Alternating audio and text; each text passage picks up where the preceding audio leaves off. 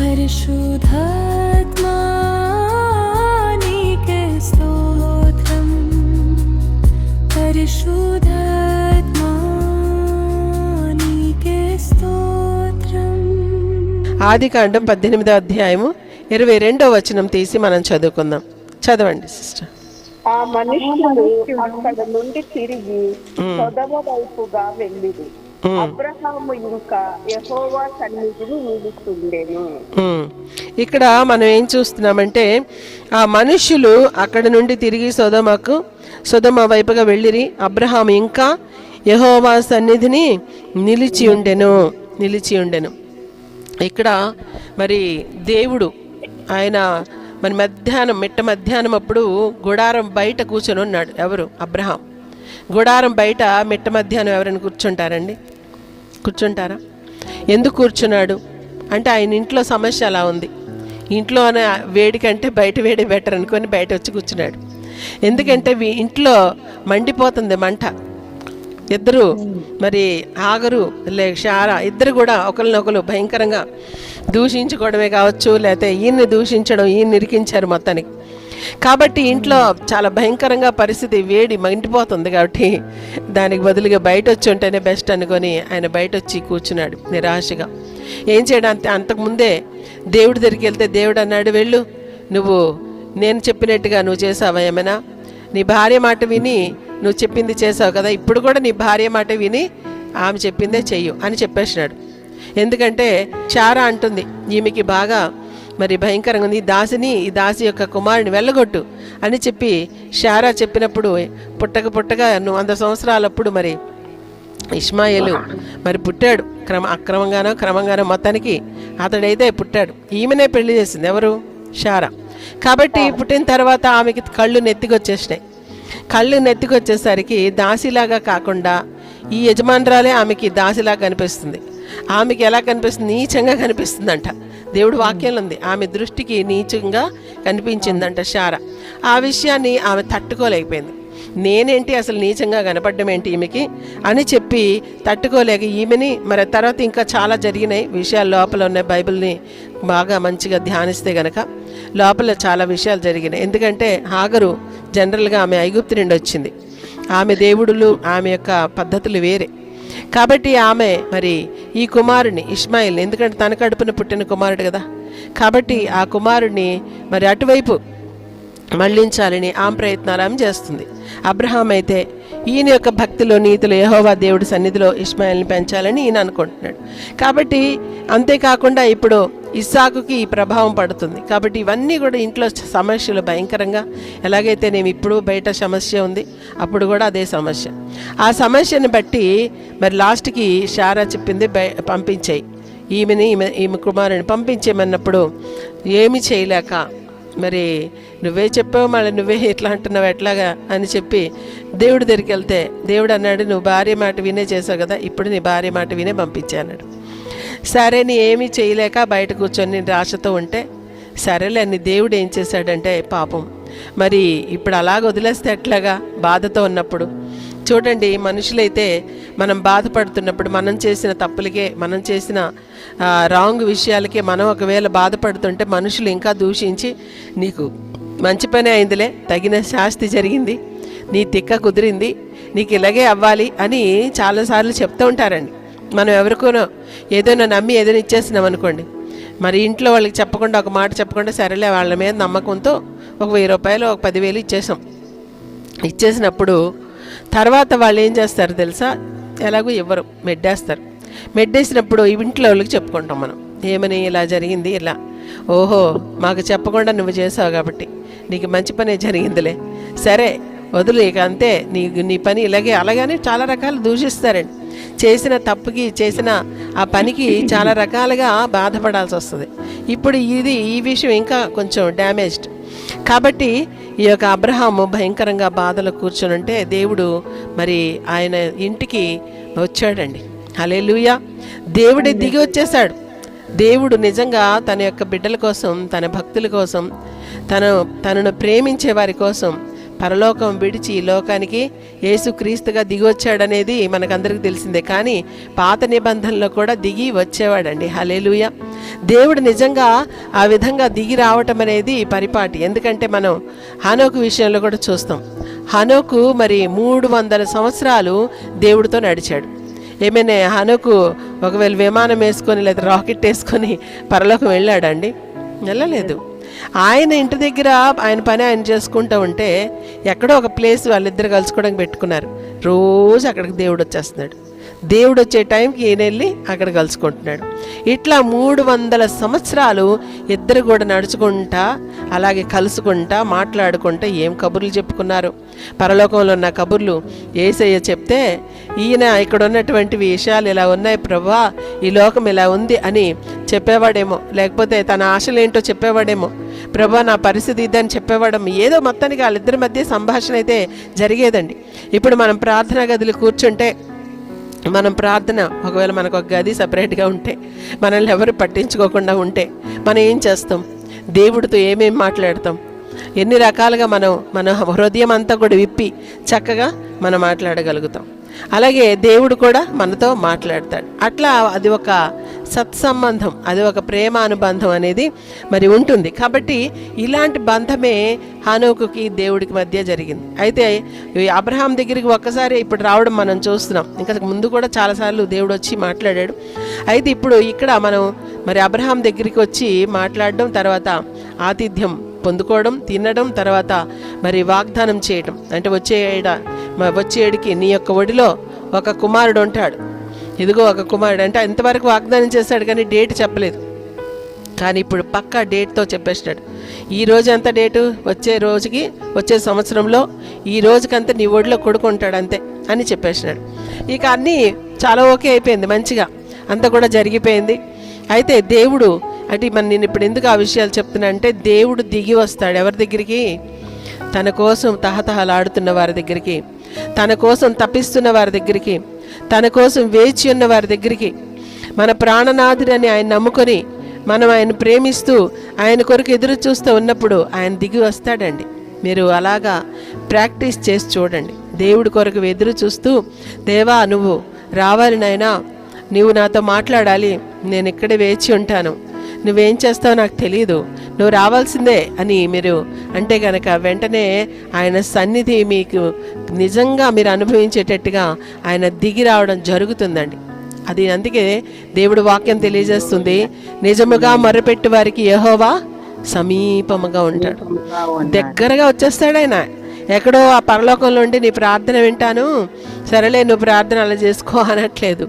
ఆయన సమీపముగా వచ్చేస్తాడు, దగ్గరగా వచ్చేస్తాడు. కాబట్టి మరి నిజంగా అలాంటి అనుభవం మనం కూడా పొందుకోవాలండి. ఈ ఉపవాస ప్రార్థనల్లో ఏదో అందరూ కూడా చేస్తున్నారు కాబట్టి నేను కూడా చేస్తున్నాను, అందరూ కూడా రకరకాల పాటిస్తున్నారు కాబట్టి నేను కూడా పాటిస్తాను, అది వద్దండి.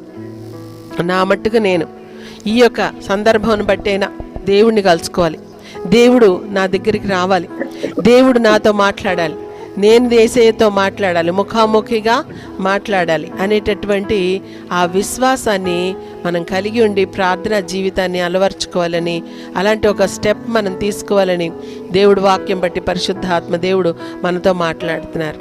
మరి నిజంగా మీతో మాట్లాడుతున్నాడు, నాతో మాట్లాడుతున్నాడు.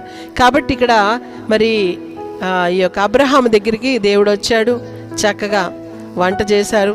మరి అబ్రహాం చెప్పాడు, ప్రభువా ఇక్కడ కూర్చోండి, చెట్టు కింద కూర్చోమన్నాడు. కూర్చున్నాడండి దేవుడు, ఏదో ప్యాలెస్లో పెట్టలేదు, చెట్టు కింద కూర్చోమంటే చెట్టు కిందే మరి ఆ యొక్క దేవుడు కూర్చున్నాడు. కూర్చున్న తర్వాత అదే తండ్రి కుమార పరిశుద్ధాత్మ దేవుడు ముగ్గురు వచ్చారు. ఇక కూర్చున్న తర్వాత ఇక అక్కడ మంచిగా పశువుని వధించి ఇంకా మరి సన్నని పిండితో రొట్టెలు చేయమని శారాకు చెప్పి ఈ విధంగా మొత్తానికి ఆ విందంతా కూడా ఏర్పాటు చేశాడు. అంతా కూడా తిని ఆ తర్వాత ఏది శారా అని అడిగి, ఇదిగు వచ్చే ఏటకు మరి నీ ఒడిలో ఒక కుమారుడు ఉంటాడని వాగ్దానం కూడా చేసి, సరే ఇక నేను వెళ్తాను అని చెప్పి దేవుడు లేచి వెళ్ళిపోతున్నాడు. దేవుడు లేచి వెళ్ళిపోతుంటే దేవుడితో వచ్చినటువంటి దేవదూతలు, ఆ మనుష్యులు అన్నది ఇక్కడ అదే కదా మనం చదువుకున్నాము. ఆ మనుష్యులు అక్కడి నుండి తిరిగి సొదొమ వైపుగా వెళ్ళిరి. అంటే దేవదూతలు కూడా దేవుడితో వచ్చారు. మరి నిజంగా దేవుడు దిగి వస్తే దేవదూతలు రాకుండా ఉంటారండి? యేసయ్య వస్తే యేసయ్యతో పాటు శిష్యులు రాకుండా ఉంటారండి? యేసుప్రభు ఎప్పుడైనా ఒంటరిగా వెళ్ళినట్టు మీరు ఎప్పుడైనా చూసారా? యేసుప్రభు ఎప్పుడు ఒంటరిగా ఎక్కడికి వెళ్ళలేదు. అక్కడ సమరయ స్త్రీ దగ్గరికి వెళ్ళినప్పుడు కూడా శిష్యులు అందరూ వచ్చారు. వాళ్ళు ఏం చేశారంటే, ప్రభా చాలా ఆకలిస్తుంది, మేము ఊర్లోకి వెళ్ళి రొట్టెలు కొనుక్కొని వస్తాము, మీరు ఇక్కడే ఉండండి నైనా అని అక్కడ కూర్చోబెట్టి వెళ్ళిపోయారు. కాబట్టి ఇంకా అక్కడ ఒంటరిగా ఆమెతో మాట్లాడాల్సి వచ్చింది. ఎందుకంటే అందరూ ఉంటే ఆమె ఒకవేళ 5 భర్తలు నీకున్నారు, 6వ భర్త నీకున్నాడు అని చెప్తే కనుక ఆమె అప్పుడు నిరాకరించి ఆమె హృదయాన్ని విప్పేది కాదేమో, ఆమె ఒప్పుకునేది కాదేమో, పశ్చాత్తాపడేది కాదేమో, ఆ రక్షణ పొందుకునేది కాదేమో. కానీ వాళ్ళెవ్వరు లేరు కదా, ఈయన రక్షకుడు, ఈయన దేవుడు, ఈయనకి దాపరికం ఏంటి అసలు, ఈయనే చెప్తున్నాడు కదా నా బ్రతుకంతా పట్టబయలు చేశాడు అని ఆమె వెంటనే మొత్తానికి విరిగిపోయిందండి. విరిగిపోయి పగిలిపోయి ఆమె హృదయాన్ని పూర్తిగా దేవుడికి అప్పగించి, దేవా నాకు ఈ పాపిష్టి దాహం పుట్టించే పాపపు దాహం కలిగిన ఈ హృదయం నాకు కొద్ది తీసేసి నాకు నూతన హృదయం ఇవ్వని వెంటనే అక్కడ కార్యం జరిగిపోయింది. ఆమె మారిపోయింది. ఇక ఆమె దాహం తీరిపోయింది. జీవజల నదులు ఆమెలో ప్రవహించడం ప్రారంభించాయి. అక్కడి నుంచి పరిగెత్తింది ఊర్లోకి. హల్లెలూయా. కాబట్టి మనం చూస్తాం యేసు ప్రభు ఒక్కరే ఎప్పుడు కూడా వెళ్ళలేదు. ఆయన వెళ్ళినప్పుడు ఆయనతో పాటు శిష్యులు కూడా వెనక్కి వచ్చారు. అలాగే ఇప్పుడు దేవుడు ఇక్కడ యెహోవా దేవుడు అంటే యేసు ప్రభు వేరే, యెహోవా దేవుడు వేరే అనుకోకండి, ఇద్దరు ఒకటే. పాతకాలంలో యెహోవా దేవుడు, యేసు క్రీస్తు అనే పేరు ఇక్కడ పెట్టమన్నారు కాబట్టి ఇప్పుడు ఇక్కడ యేసు క్రీస్తుగా మనం పిలుస్తాం, అంతే తప్ప ఇద్దరు వేరేమో అనుకోకండి. కాబట్టి అక్కడ మనం చూస్తాం దేవదూతలు కూడా వచ్చారు. ఇప్పుడు దేవదూతల్ని సొదొమ వైపు వెళ్ళిపోవడానికి పంపించారు దేవుడు. ఇక దేవుడు వెళ్తే, సరేలే మరి ఒక విషయం నీకు నేను దాస్తానా, నువ్వు నాకు స్నేహితుడు కదా, ఆయన నువ్వు ప్రవక్తవి, నువ్వు స్నేహితుడివి, నీకు చెప్పకుండా ఎట్లా ఉంటాను. కాబట్టి ఇదిగో మరి ఏంటంటే, నేను సొదొమ గొమొర్రాల నుంచి చాలా కంప్లైంట్స్ నాకు వచ్చాయి. ఆ కంప్లైంట్స్ అన్నీ కరెక్టా కాదా అని చూడడానికి వెళ్తున్నాము. అయితే దానికి ముందు నీకు చెప్పాలని చెప్తున్నాను. ఆ పట్టణాలని నేను అది నిజంగా అలా ఉంటే కనుక అగ్ని గంధకాలు కురిపించి మొత్తం కాల్చేస్తాను అని దేవుడు మొత్తం తన ప్లాన్ అంతా, తన ప్రణాళిక అంతా, తన యొక్క ఫ్యూచర్ ఏదైతే ఆ సొదొమ గొమొర్రా యొక్క ఫ్యూచర్ ఉందో అదంతా కూడా చెప్పేస్తున్నాడండి. చూడండి, ఇంకొకటి ఇక్కడ మనం గ్రహించాల్సింది ఏంటంటే, దేవుడి బిడ్డలకు దేవుడి యొక్క ప్లాన్స్ తెలియజేస్తాడు. దేవుడి బిడ్డలకు దేవుడి యొక్క ప్లాన్స్ తెలియజేస్తాడు. తెలియకుండా సీక్రెట్గా అదేంటి అచానక్ ఇలాగా జరిగిపోయింది, ఇదేంటి సడన్గా మరి ఇలా జరిగిపోయింది అనడానికి ఉండదండి. దేవుడి బిడ్డలకు అన్నీ తెలియజేస్తాడు. ఇప్పుడు మనకు తెలుసు కదా, యేసయ్య వస్తాడని మనకు తెలుసు. ఆయన ఎలా మధ్యాకాశానికి వస్తాడో, ఎలా తీసుకొని వెళ్తాడో. ఇద్దరు పండుకొని ఉంటే ఒకరు ఎత్తబడతారు, ఒకరు విడవబడతారు. ఇద్దరు తిరగలు విసురుతాడు. అంటే ఆ రోజులు తిరగలు విసిరేవాళ్ళు, పని చేసేవాళ్ళు. ఇప్పుడు తిరగలు కాదు కానీ ఇంక వేరే పనులు చేస్తున్నారు. ఇద్దరు కలిసి మరి కంప్యూటర్ దగ్గర పని చేస్తున్నారేమో, సాఫ్ట్వేర్ ఇంజనీర్స్ ఏమో, లేకపోతే ఇద్దరు అంటే భార్య భర్తలు కావచ్చు. అలాగే మరి ఇద్దరు కలిసి పొలంలో పని చేస్తున్నారు. పొలం అంటే ఈ రోజుల్లో పొలంలో పని చేస్తున్నారు అండ్ ఫ్యాక్టరీలో కూడా పని చేస్తున్నారు. ఎక్కడ పని చేస్తున్నారు, అందులో భార్య భర్తలు ఇద్దరు పని చేస్తుంటే ఒకరు వెత్తబడతారు, ఒకరు విడవబడతారు. కాబట్టి అవన్నీ కూడా ఫ్యూచర్ అంతా కూడా దేవుడు మనకు తెలియజేశాడు. ఎప్పుడు 2000 సంవత్సరాల క్రితమే చెప్పేశాడు, ఇదిగో ఇది జరగబోతుంది. కాబట్టి మీరు తస్మాత్ జాగ్రత్త, ఎప్పటికైనా జాగ్రత్తగా ఉండండి, మరి కేర్ఫుల్గా ఉండండి. ఎందుకంటే ఆ దినము దొంగలాగా వస్తుంది. ఎప్పుడు ఎలా వస్తుందో నేను తెలియదు, దొంగలాగా వచ్చేస్తాను. దొంగ చెప్పి రావడం కదా, అలాగే నేను కూడా సడన్గా వచ్చేస్తాను. కాబట్టి మీరు ఎలా ఉండాలంటే చాలా అలర్ట్గా ఉండాలి, సిద్ధపడి ఉండాలి అని చెప్పి యేసు ప్రభు యొక్క ప్లాన్ అంతా కూడా, తన ఫ్యూచర్ మన గురించి సిద్ధపరిచిన ఫ్యూచర్ ప్లాన్ అంతా కూడా ఆయన మొత్తం తెలియజేశాడండి. కాబట్టి ఇది దేవుని బిడ్డలకు మాత్రమే తెలుసు, అంతేకాదు నమ్మిన వారికి మాత్రమే మైండ్లో తెలుసు. హల్లెలూయా. మామూలుగా బైబిల్లో ఉందని తెలిసినప్పటికీ కొంతమందికి నమ్మకం ఉండదు. కాబట్టి అది దేవుడి బిడ్డలు మాత్రమే నమ్ముతారు, విశ్వాసం ఉంచిన వారు మాత్రమే నమ్ముతారు, వారికి మాత్రమే అది నిజము అనిపిస్తుంది. మిగతా వాళ్ళకి ఇదేమోలే, అదంతా అలాగే చెప్తారు కానీ నిజం కాదులే అని అనిపిస్తుంది. కాబట్టి మనం దేవుని బిడ్డలు కాబట్టి మనకు అది నిజమని అనిపించి మనం సిద్ధపడుతున్నాం. మన ఈ లోకంలో నీతిగా జీవిస్తున్నాం. యేసయ్య ఎప్పుడు వస్తాడో కాబట్టి మనం తటస్థంగా జీవించాలి. మనం ఈ లోకం విడిచిపెట్టి వెళ్ళాల్సి ఉంటే ఈ బంధాలు, బాధలు, ఈ యొక్క సమస్యలు, ఇవన్నీ బంధకాలు ఏవి కూడా మనకు ఉండకుండా జాగ్రత్త పడాలని అన్నీ క్లియర్ అవుట్ చేసుకుంటున్నాం కదా. చేసుకుంటున్నారా? మంచిది. చేసుకోకపోతే చేసుకోండి, దేవుడికి స్తోత్రం కలుగును గాక. కాబట్టి మనందరం కూడా సిద్ధపడాల్సిందే. ఎన్నో బంధకాలు మనకుంటాయి, అవన్నీ త్రెంచివేయబడాలి. పాప బంధకాలు త్రెంచివేయబడాలి. అనవసరమైన వ్యర్థమైనటువంటి సాంగత్యాలు, సంబంధాలు త్రెంచివేయబడాలి. మరి ప్రతి విధమైనటువంటి భారాలన్నీ కూడా తొలగించబడాలి. అందుకే దేవుడి వాక్యం తెలియజేస్తుంది, మరి ప్రతి భారమును సులువుగా చిక్కిలి పెట్టే పాపము విడిచిపెట్టి విశ్వాసమున కర్తయు దాన్ని కొనసాగించేవాడు నేను యేసు వైపు చూస్తూ పరుగు పందెంలో ఓపికతో పరిగెత్తడం. హెబ్రీయులకు రాసిన పత్రిక 12వ అధ్యాయం 1వ వచనం నుండి చదివితే ఈ విషయాలు ఉంటాయి. కాబట్టి మరి నిజంగా మనము ఎలాగా మరి ఉండాలి రెడీగా అంటే పాప బంధకాలు, భారాలు అన్నీ వదిలిపెట్టాలి. సులువుగా చిక్కులు పెట్టే పాపాలు ఉంటాయి, సులువుగా చిక్కులు పడేస్తాయండి. దాన్ని బట్టి తలగా నొప్పి వచ్చేస్తుంది, ఎందుకు ఇలా చేశాను అని అనిపిస్తుంది, దానిలోంచి బయటికి రాలేము. అట్లా రకరకాలు అన్నిటి నుంచి కూడా బయటికి వచ్చేటటువంటి ఆ కృప దేవుడు మనకిస్తాడు. మనం రావాలి ఎదురుగా. మరి దేవుడు వచ్చి నిలబడినప్పుడు ఇదిగో ప్రభా నేను రెడీగా ఉన్నాను, వచ్చేస్తున్నాను అని చెప్పగలిగే స్థితిలో ఉండాలి. కాబట్టి మరి నిజంగా దేవుడు తన యొక్క ప్లాన్ అంతా అబ్రహాంకి చెప్పాడు. అబ్రహాము ఇంకా నిలబడే ఉన్నాడు. ఆ దేవుడు వెళ్ళిపోతాను, సరే బాబు మరి అబ్రహామా నేను వెళ్తాను ఇక సరేనా అని చెప్పి అంటుంటే ఈయన వెళ్ళట్లేదు, వెళ్ళనివ్వట్లేదు. దేవుడిని సరే ప్రభా మరి వెళ్ళండి నాయనా మరి అని అనట్లేదు. అలాగే సరే నేను వెళ్తాను ప్రభా మరి నేను వెళ్ళిపోతున్నాను అని చెప్పి వెళ్ళట్లేదు. ఎందుకంటే ఆయన ఇంటికి వెళ్ళిపోవాలి. అప్పటి వరకు తిండిలే తిప్పలేదు. వచ్చిన వాళ్ళకి మరి వాళ్ళకి పెట్టారు, ఆతిథ్యం ఇచ్చాడు దేవుడికి. ఆ తర్వాత ఆ వంటలు చేసినవన్నీ మరి తొందర పెడతా ఉంటాయి కదండి, పిలుస్తూ ఉంటాయి. చాలామంది ఏం చేస్తారు తెలుసా, చుట్టాలు వస్తే వాళ్ళు ఎప్పుడు వెళ్ళిపోతారు తండ్రి తలకాయ నొప్పి, మేము ఎప్పుడు తినాలేక వాళ్ళు తొందరగా వెళ్ళిపోతాయి, మనం చక్కగా ఇప్పుడు మంచిగా విందారగించవచ్చు అనుకొని కొంతమంది ఇంకా వాళ్ళ ఇళ్ళకు ముందరే మొదలేస్తారు. కొంతమంది వాళ్ళతో పాటు తినేస్తారు. ఇది కరెక్ట్ అయిన పద్ధతి కాదు. కాబట్టి మనం దేవుడు సన్నిధిలో చూస్తున్నాము. ఈ అబ్రహాము తిండి తను డిస్ట్రాక్ట్ చేయలేకపోయింది, ఇంకే విషయం కూడా తనకు వెనక్కి లాగలేకపోతుంది, కానీ దేవుడితోనే ఇంకా నిలిచి ఉన్నాడంట. హల్లెలూయా. ఇది ఈరోజు మన సబ్జెక్ట్. ఇది దేవుడితోనే నిలిచి ఉన్నాడు. ఎందుకు నిలిచున్నాడు? దేవుడిని విడిచిపెట్టలేక, యేసయ్యను విడిచిపెట్టలేక. ప్రభా నువ్వు వెళ్ళిపోతే మళ్ళీ నా పరిస్థితి ఎలా ఉంటుంది? మళ్ళీ శూన్యమే, మళ్ళీ అంత మామూలే. అయ్యా నువ్వు ఉంటేనే ఎంత సందడిగా ఉంది, ఎంత సంతోషంగా ఉంది, నీ సన్నిధిలో మరి ఎంత అద్భుతంగా ఉంది, మరి నువ్వు వెళ్ళిపోతే ఎట్లా అని చెప్పి నిరాశగా మరి దేవుడి వైపు చూస్తూ ఉన్నాడు. దేవుడిని వెళ్ళనివ్వట్లేదు, ఈయన వెళ్ళట్లేదు. ఇటువంటి అనుబంధం, ప్రేమ అనుబంధం కలిగి ఉన్నాడు మరి అబ్రహాము. మరి చూస్తున్నాం మనం. కాబట్టి ఇప్పుడు మనము ఉపవాస ప్రార్థనలో ఉంటున్నాం, ఉపవాస దీక్ష పెట్టుకున్నాం. ఓకేనా? పెట్టుకున్నారు, నిజంగా చేస్తున్నారండి. మరి చేస్తే గనక మనం ఏం చేయాలి? ఏదో అత్యవసర ప్రార్థనలు, అత్యవసర ప్రార్థన అంటే తెలుసు మీకు, అత్యవసరాన్ని పెట్టి కరెక్ట్గా వాటర్ రైస్కి సరిపడా పెడతారు, అది అలాగే కుక్ అయిపోతుంది, రైస్ అయిపోతుంది, ఇంక ఒక్క చుక్క కూడా గెంజి వాటర్ ఎక్కువగా ఉండదు, దానికి అత్యవసరు అంటారు. అత్యవసర ప్రార్థన అంటే ఏంటంటే నేను ఈ రోజుకి కరెక్ట్గా సరిపడా మరి అందరి గురించి ప్రార్థన చేసేస్తాను, ఇంట్లో వాళ్ళ గురించి ప్రార్థన చేసేస్తాను, కృతజ్ఞతాస్తుతులు చెల్లించేస్తాను, ఈరోజు పోర్షన్ వాక్యం చదివేసుకున్నాను, అంతా అయిపోయింది, ఓకే అత్యవసర అయిపోయింది, ఇంకా ఉడికిపోయి ఇక ఈ రోజుకు ఉడికిపోయింది అన్నం అంతే.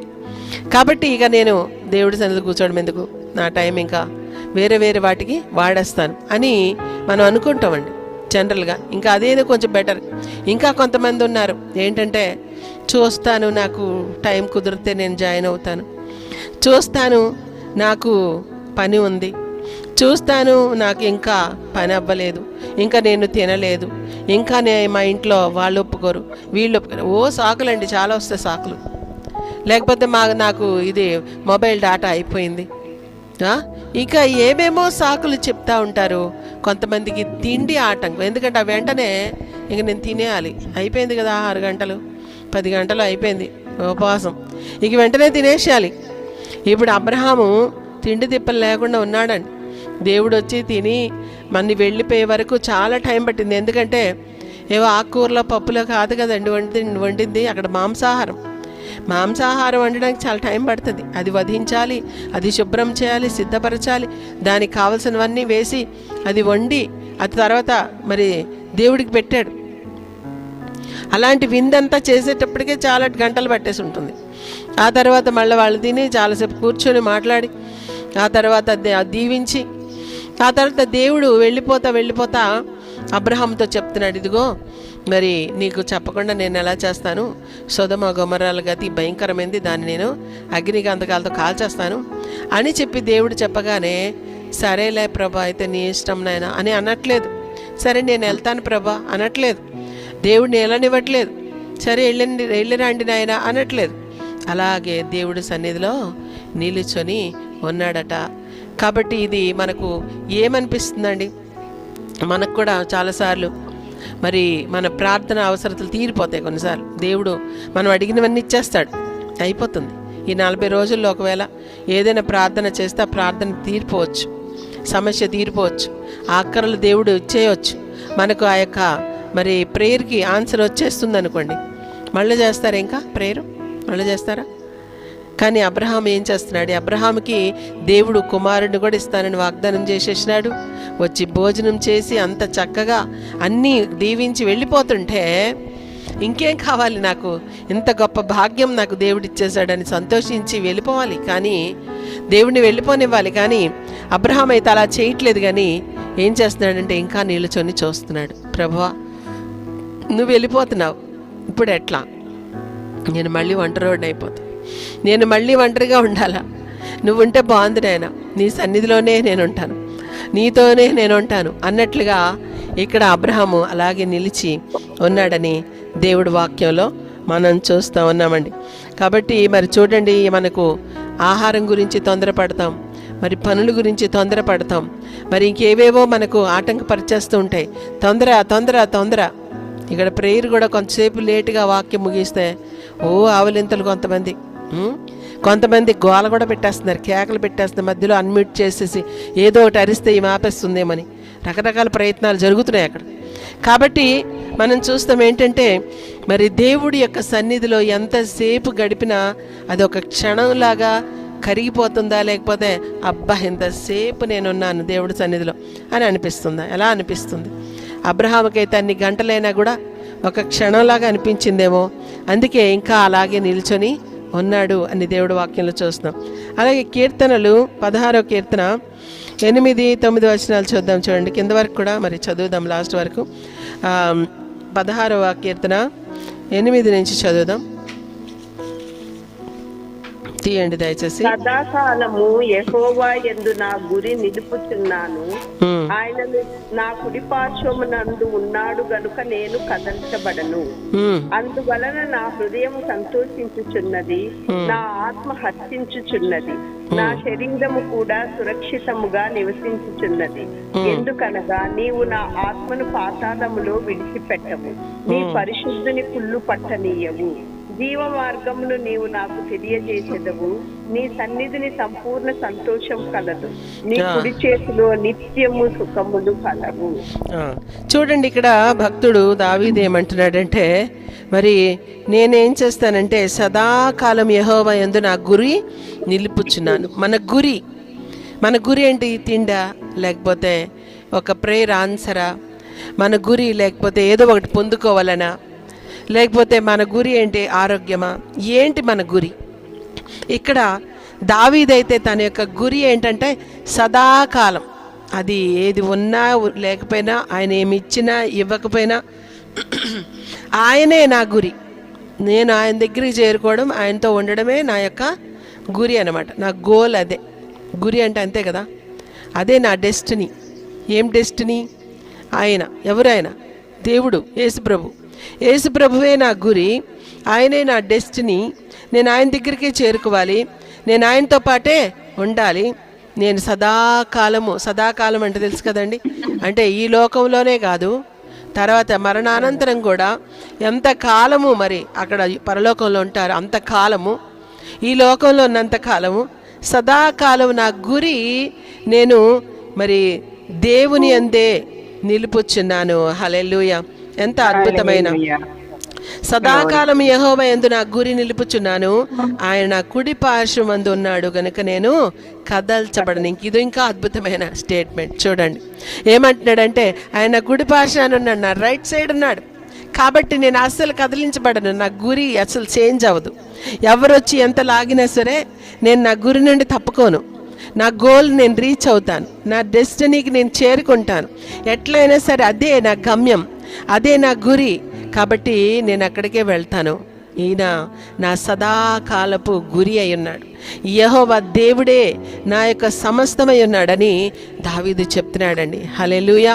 ఎంత అద్భుతం. మరి నిజంగా గొర్రెల కాపరిగా ఉన్నటువంటి దావీదుకి దేవుడు రాజుగా చేస్తాడండి. రాజుగా చేసి నాకు ఇంకేం కావాలండి? నేను కింగ్ని ప్రభువా, నాకు ఎన్ని పనులుంటాయి నాయన, నేను కింగ్ అయిపోయాను కదా, మరి నాకు డ్యూటీస్ ఉంటాయి కదా. గొర్రెల కాపరిగా ఉన్నప్పుడైతే నేను పాటలు పాడాను, మరి వీణలు వాయించాను, మరి తంబురాలు వాయించాను, సితారాలు వాయించాను, అన్ని వాయిద్యాలు వాయించి నీకు పాటలు పాడాను. కానీ ఇప్పుడు అది ఎట్లా కుదురుద్ది? ఇప్పుడు కుదరదు నాయన, నేను కింగ్. మరి ఏంటనుకోను, నీ ప్రజలకి పరిపాలించాలి కదా, కాబట్టి నాకు టైం లేదు నాయన అన్నాడా దావీదు? ఇప్పుడైతే చాలామంది కొంచెం ఉన్నతమైన స్థితి, కొంచెం ఉన్నతమైన స్టేజ్ వచ్చిందంటే టైం లేదు. ఎవరికి టైం లేదు అంటున్నావు? అసలు నీకు టైం ఇచ్చింది ఎవరు? నువ్వు బ్రతకడానికి నీకు 24 గంటలు ఒక రోజుకి ఇచ్చాడంటే 24 గంటలు ఎవరు ఇచ్చారు నీకు? ఒక్క క్షణం బ్రతకాలని చాలామంది ప్రయత్నాలు చేస్తున్నారండి. కొన్ని రోజులు బ్రతకాలి, 1 గంటైనా బ్రతకాలి అని హాస్పిటల్లో కొన్ని లక్షలు ఖర్చు పెట్టే వాళ్ళు కూడా ఉన్నారు. ఆ యొక్క ప్రాణం కొరకు తాపత్రయపడే వాళ్ళు, తహతహలాడేవాళ్ళు ఎలా ఉంటారనేది హాస్పిటల్లో ఒకసారి ఒక రోజు వెళ్ళి ఒక నైట్ ఉండండి, తెలుస్తుంది. వీలైతే మా ఏంజల్ తెలియ ఉండండి, వాళ్ళ తాపత్రయం చూడండి, వాళ్ళ బాధ చూడండి, వాళ్ళ యొక్క తహతహలాడడం చూడండి. ప్రాణానికి అంత విలువ ఉందా అని అక్కడ అర్థమవుతుంది మనకి, ఇక్కడ అర్థం అవుతుంది. ఏంటండి ఇక్కడ చచ్చిపోతాను, నేను చచ్చిపోతే బాగుంటుంది, తర్వాత హాయిగా ఉంటుంది. అవి ఉంది కదా, ఎవరు మన సహోదరి రాణి నరేంద్ర, ఆమె ఫోన్ చేస్తూ ఉంటుంది. చేసినప్పుడల్లా అమ్మగారండి నాకు చచ్చిపోవాలనిపిస్తుంది. చచ్చిపో, మరి ఎందుకు బతికొన్నావు? చచ్చిపో త్వరగా, మంచిగా హాయిగా నరకంలో కాల్దు కానీ. ఇక్కడ శ్రమలు నేను భరించలేకపోతున్నానండి. శ్రమలు భరించలేకపోతున్నావా? ఈ శ్రమలకి నువ్వు భరించలేకపోతున్నావా? అక్కడ అగ్గిలో వెళ్ళి అలా కాలాలో, మరి నీకు తెలుసా, అక్కడ అగ్గిలో భయంకరంగా అగ్ని ఆరదు, పురుగు చావదు, అక్కడ కాలుతూనే ఉండాలి. మరి ఈ పురుగు అంటే మన ఆత్మ చచ్చిపోదు, ఆత్మ పురుగులాగా అక్కడ కాలుతూనే ఉంటుంది. మరి అగ్ని ఆరిపోదు, అది ఎప్పటికీ ఆరదు. అగ్ని ఆరని అగ్ని ఏంటంటే మరి పాతాళం, నరకం. కాబట్టి అక్కడికి వెళ్ళి కాలుతూ ఉండాలి. అంటే మరి నాకు ఈ బాధలు తట్టుకోలేకపోతున్నాను, నేను శ్రమలు భరించలేకపోతున్నాను అని చెప్తుంది. నేను అన్నాను, ఈ శ్రమలకి భరించలేకపోతే తట్టుకోలేకపోతే అక్కడికి వెళ్ళి ఎలా భరిస్తావు, తట్టుకుంటావు? ఇక్కడైతే తప్పించుకొని పారిపోవడానికి నా అవకాశం ఉంది, అక్కడైతే తప్పించుకొని పారిపోయే ఛాన్సెస్ కూడా ఉండవు. ఒక్కసారి ఒక పని చెయ్యి, నూనె బాగా మరుగుతుంటుంది కదా నువ్వు తాలింపులు వేసేటప్పుడు, వండేటప్పుడు, అందులో ఒక ఏలు పెట్టి బాగా కాల్చి చూడు అని చెప్పా. అందులో పెట్టి ఒక ఏలు పెట్టి మంచిగా కాల్చి చూడు, అప్పుడు నీకు ఎంత హాయిగా ఉంటుందో అప్పుడు చనిపో అని చెప్పా. అయితే అమ్మగారండి మరి అదేంటండి అట్లా అంటున్నారు, మరి ఏం చేయాలి? అలా అనకపోతే నీకునేమనాలి? చచ్చిపోకమ్మా అంటే నువ్వు వింటావా? చచ్చిపో, మరి నరకానికి వెళ్ళి బాగా కాలు. ఎంతగా నీకు చెప్పాలి? ఇక చెప్పినప్పుడు అంతా నాకు బీపీ పెరిగిపోయినంత గట్టిగా అరవాల్సి వస్తుంది ఆమెతో. చేసినప్పుడు అంతా నాకు చాలా కోపం వస్తుంది ఆమెకి. ఎందుకంటే ఇంత బ్రతికి మళ్ళీ లాస్ట్కి వెనక్కి మళ్ళీ వస్తుంది. తన గురి ఎంతసేపు ఈ సమస్యల నుండి బయటికి రావాలి, నేను చచ్చిపోవాలి. ఇదేంది ఇది? అక్కడికి వెళ్తే సమస్య ఉండదు అనుకుంటుంది, అది అగ్ని ఆరదు పురుగు, ఇంకా భయంకరం కదా.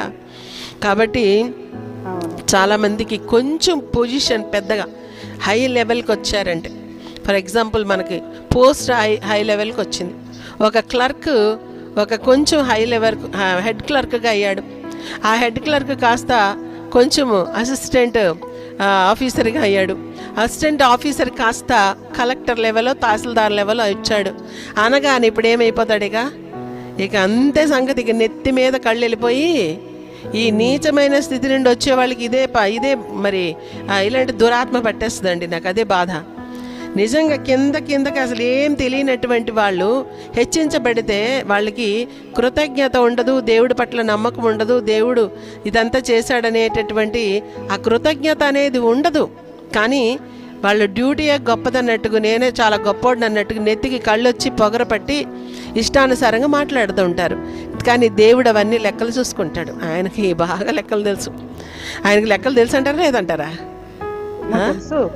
ఎన్ని లెక్కలు బాగా వచ్చాయనికి, మామూలు లెక్కలు కావు. ఇంజనీర్స్ కూడా పనికి రారు ఆయన దగ్గర. ఇంజనీర్స్కి జ్ఞానం ఇచ్చింది ఎవరు? ఆయనే. ఏ కంప్యూటర్ కూడా సరిపోదు ఆయనకి. కాబట్టి అలాంటి అద్భుతమైన లెక్కలు చూసుకునే దేవుడు మనకు ఎన్ని గంటలు ఇచ్చాడు, ఎన్ని రోజులు ఇచ్చాడు, ఎన్ని సంవత్సరాలు, ఎన్ని నెలలు మనకి ఇచ్చాడు, అవన్నీ క్యాల్కులేట్ చేసి నువ్వు ఎంత నా కోసం జీవించావు, ఈ రెండు త్రాసుల్లో ఇటువైపు నీవు జీవించిన జీవితం, నా కొరకు జీవించిన జీవితం అనేవి చూస్తాడండి. చూసినప్పుడు తేలిపోతాం. మేనే టేకేలు ఫార్సిన్ అని చెప్పి గోడ మీద చెయ్యొచ్చి రాసిందే. అప్పుడు ఆ రాజు ముఖమంట వికారం అయిపోయిందట. కాలు చేతులు గడగడ వణికిపోయి, నడుము కూడా వణికిపోయి, నడుము ఇరిగిపోయాయి, నడుము పడిపోయిందంట. వెంటనే చూడండి, కాళ్ళు చేతులు పడిపోయినాయి. ఇక అంతే, బెడ్ రీడన్ అయిపోయాడు. అంతే. ఇప్పుడు సరెండర్ టు డై అని చెప్పేసి వెంటనే దానియేలు వచ్చి కూడా చెప్పేసినాడు మీనింగ్. అక్కడ వచ్చాడు ఆ పారసీకుల మరి రాజు అయినటువంటి దర్యావేషు. ఆయన పీక మీద కత్తి పెట్టి సరెండర్ టు డై అని చెప్పేసినాడు. అయిపోయి కథం. ఏంటండి ఎంతసేపు అండి, అంత రాజ్యము, అంత ఇరుగుబాటు, అంత 1000 రాణుల్ని పెట్టుకొని మరి ఎంతోమంది అధిపతులు వీళ్ళు అందరూ వచ్చి తాగుబోతులు తాగుతుంటే ఆ కొయ్య రాయి విగ్రహాలకు పొగుడుతూ వాటిని స్తుతిస్తూ పూజిస్తూ ఉండడం సరిపోకుండా మరి దేవుని మందిరంలో నుంచి తెచ్చిన పవిత్రమైన పాత్రలు అవి తీసుకెళ్ళి అందులో సారా పోసుకొని తాగుతాడా? వాడికి అంత పొగర పట్టింది చూసుకోండి. కాబట్టి దేవుడు లెక్క చూసేసాడంట. మేనే టేకేలు ఫార్సిన్ అని చెప్పి కథ ముగించేసినాడు, కథం. కాబట్టి మనకి ఏదో కొంచెం పొజిషన్ రాగానే దేవుడు నాకు అక్కర్లేదు, నాకు టైం లేదు, అస్సలు ప్రేయర్కి రావడానికి టైమే ఉండదు అసలు, నేను సో బిజీ, టూ బిజీ అనమాట. టీబీ అంటే తెలుసా మీకు? టీబీ అంటే ఏంటి? టీబీ అంటే ఏంటి తెలుసా? క్షయ వ్యాధి అంటారు కదా, అది దగ్గి బక్క పీనుగులు, అవి ఎయిడ్స్ పేషెంట్లు, సేమ్ ఎయిడ్స్ పేషెంట్లు అండ్ టీబీ పేషెంట్లు అయిపోతారు. అంటే టూ బిజీ వాళ్ళందరూ కూడా అలాగైపోతారు ఆత్మీయంగా, అంతే. డెడ్ అనమాట, డెడ్ బోన్స్, ఇంకేం ఉండదు జీవం. అయితే ఈ రోజుల్లో దేవుడి కృప మరి టీబీ వాళ్ళకు కూడా మెడిసిన్స్ వచ్చేసినాయి, బతికేస్తున్నారు అనుకోండి, కానీ ఎయిడ్స్ వాళ్ళకైతే లేవు. కాబట్టి మనం చూస్తున్నాము ఈ యొక్క మరి పొజిషన్ కొంచెం పెరగగానే దేవుడు అంటే లెక్కలేదు, దేవుడి సన్నిధి అంటే లెక్కలేదు, సహవాసం అంటే అక్కర్లేదు, దేవుడి యొక్క మాటలు అక్కర్లేదు. కానీ ఇక్కడ మరి అబ్రహాముకి ఏ పొజిషన్ వచ్చిందండి? కుమారుడు ఇస్తానన్నాను కదా, ఇస్తాను నీకు, మరి ఇంత ఆశీర్వదిస్తాను అని మొత్తం అన్నీ ఫుల్ఫిల్ చేస్తాడు, ఇక అయిపోయి. కానీ దేవుడి దగ్గరే నిలబడి ఇంకా అబ్రహాము చూస్తూనే ఉన్నాడు. హల్లెలూయా. ఇలాంటి భక్తి కదా ఆయన కోరుకునేది. అందుకే కదా ఇక్కడ రాశాడు, ఇదిగో చూడు నా బిడ్డ అలా నిలబడ్డాడో నా కోసం, నన్ను వెళ్ళనివ్వట్లేదు, ఆయన ప్రేమ బంధంతో నన్ను లాగుతాడు, నేను కూడా వెళ్ళలేకపోతున్నాను అని దేవుడు తెలియజేసి ఆ మాటలు రాయించాడు. ఎవరి చేత? మోషేకి రాయించాడు. అబ్రహాముకి మోషేకి ఎంత దూరం అండి?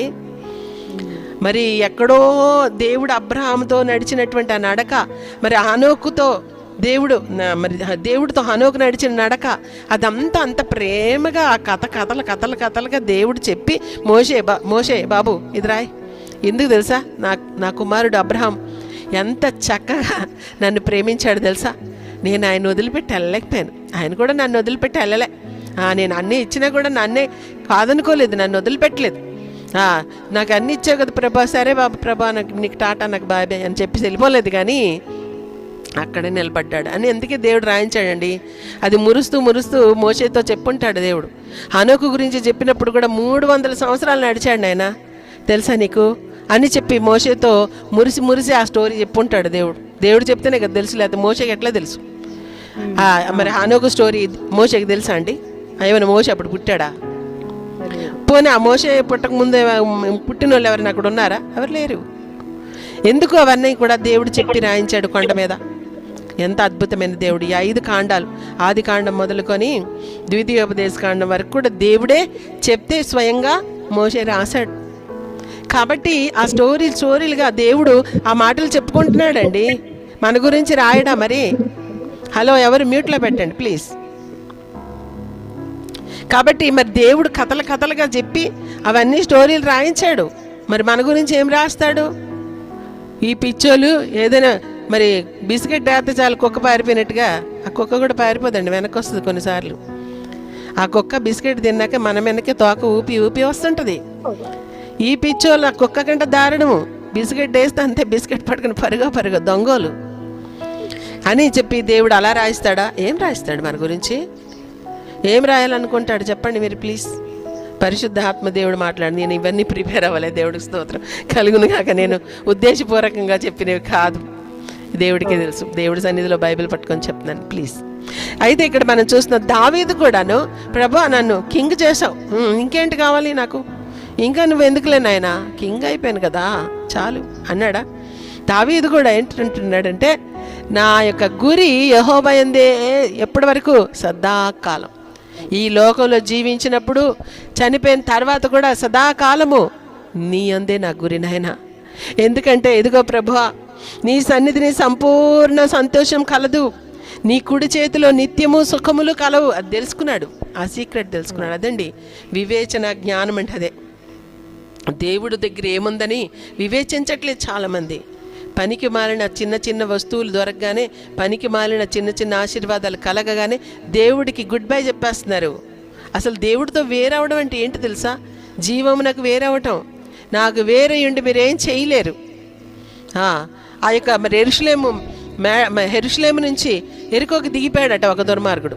వాడికి ఏం పట్టిందో, ఎరుషలేములో అంటే వాడికి పిచ్చి రేగుతుంది. అబ్బా ఎంతసేపు ప్రార్థన ఏంటి, ఎంతసేపు స్తుతి ఆరాధన అంటారు, ఎంతసేపు గద్దింపులు ఏంటి, ఎంతసేపు వాక్యాలు ఏంటి, ఎంతసేపు ఉపవాసాలు, తిండి లేకుండా మాడగొట్టేస్తున్నారు, ఎంతసేపు మాంసం దొరకట్లేదు. దేవుడి వాక్యం తెలియజేస్తుంది తెలుసా? తిండిపోతువైన ఎడల గొంతుకులో కత్తి పెట్టుకో. కత్తి గొంతులో దూరితే ఏమవుతుంది చెప్పండి? హాయిగా ఉంటుందా? గొంతులో కత్తి పెట్టుకోమన్నాడు దేవుడు. ఇప్పుడు గొంతులో కత్తి పెట్టుకున్నారు, ఏమవుతుంది చెప్పండి? అయ్యో తెలీదా? గొంతులో కత్తి పెడితే గొంతులో అంటే ఇట్లా కాదు, లోపలికి, అంటే అన్నం లోపలికి వెళ్ళకుండా,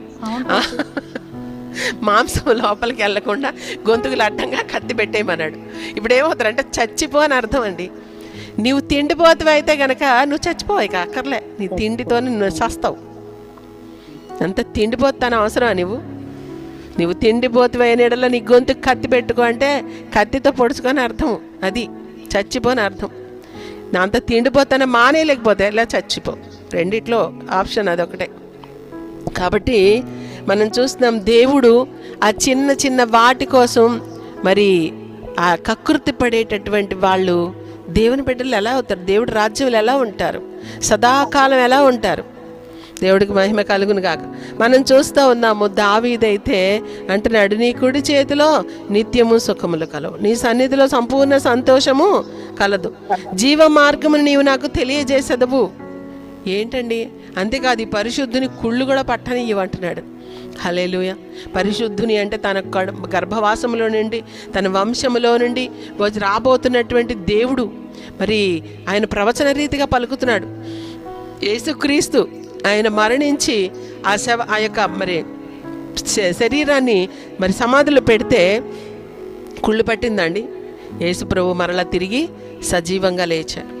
కాబట్టి మరి లాజరు యొక్క శవం ఏమైంది? కుళ్ళింది, కుళ్ళి వాసన వస్తుందని వాళ్ళ అక్క చెల్లెలు చెప్తున్నారు కదండి. కానీ యేసు ప్రభు యొక్క శరీరం కుళ్ళలేదు. అదేనమాట ఇక్కడ ప్రవచన రీతిగా చెప్తున్నాడు. అంటే నా గర్భవాసాన నువ్వే రక్షకుడిగా వస్తావు, వచ్చినప్పుడు అది కుళ్ళు పట్టకుండా మళ్ళా తిరిగి బ్రతుకుతావు, ఇంత అద్భుత కార్యం నా కోసం చేస్తున్నావు కదా యేసయ్య. అలాంటి దేవుడు అయిన నీయందు నా గురి నిలపకుండా, నేను నీయందు మరి నేను నిజంగా గురి పెట్టుకోకుండా నీకు దేని మీద పెట్టుకుంటాను ఆశ చెప్పండి అని యేసయ్యతో సంభాషిస్తున్నట్లుగా కనబడట్లేదు ఈ మాటలు? దేవుడికి స్తోత్రం కలుగును గాక.